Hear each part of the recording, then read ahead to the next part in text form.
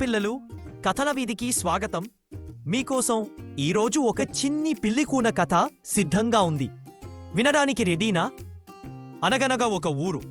ఆ ఊరి బయట వాములదోడ్లో ఒక పిల్లి ఉండేది. పాపం, పిల్లికూనని కన్న వెంటనే ఆ తల్లి చచ్చిపోయింది. తల్లిలేని పిల్లికూనకి పిల్లి భాష తెలియనేలేదు.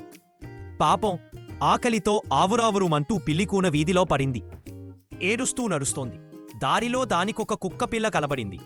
పిల్లికూనని కుక్కపిల్ల ఇలా అడిగింది, పిల్లికూనా పిల్లికూనా, ఎందుకమ్మా ఏడుస్తున్నావో అని. ఏడుస్తూనే పిల్లికూన ఇలా అంది, కుక్కపిల్ల, నాకు ఒక సంగతి చెప్తావా? ఆకలేస్తే పాలకోసం అమ్మని ఏమని అడుగుతావు? కుక్కపిల్ల ఇలా అంది, భౌభౌమని అరిచిచూడు. అందుకు పిల్లికూన, భౌభౌమని అరవలేను. కుక్క భాష బాగులేదు, మాతృభాష తప్ప నాకు మరో భాష వద్దు అని అంది. ఇలా చెప్పి ఆ పిల్లికూన అక్కడ్నుంచి వెళ్ళిపోయింది. కొంత దూరం వెళ్ళిన తరువాత దారిలో ఆవుదూడ కనబడింది. అడిగితే అంబా అంబా అని అరవమంది. పిల్లికూన్కి ఆ భాష కూడా నచ్చలేదు. కాకిపిల్ల కనబడింది. కాకా అని అరవమంది. కప్పపిల్ల కనబడింది. బెక్క బెక్కమని పిలవమంది. మేకపిల్ల కనబడింది. మే మే అని అడగమంది.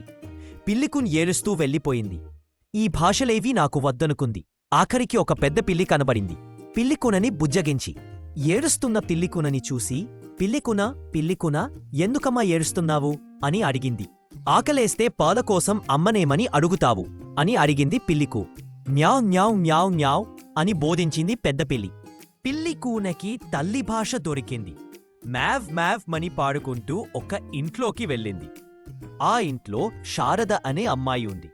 మ్యావ్ మ్యావ్ అంది తల్లిలేని పిల్లికూన. శారద దాని భాష తెలుసుకుంది. ఓహో, తాకలేస్తుందా పిల్లికూన, పాలు తెస్తాము తాగు అని శారద ఒక పల్లె నిండా పాలు పోసి తెచ్చింది. పిల్లికూన సంతోషంతో పాలు తాగింది. తరువాత పిల్లికూన, శారద చాలాసేపు ఆడుకున్నారు.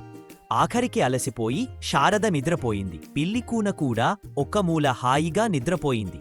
ఇక కథ కంచికి, మనం ఇంటికి. విన్నారుగా ఇవాల్టి పిల్లికూన కథను. ఇలాంటి కథల కోసం కథల వీధి ఛానల్కు సబ్స్క్రైబ్ చేసుకోండి. ఇలాంటి మరిన్ని గమ్మత్తైన కథలతో మళ్ళీ కలుద్దాం. Bye bye.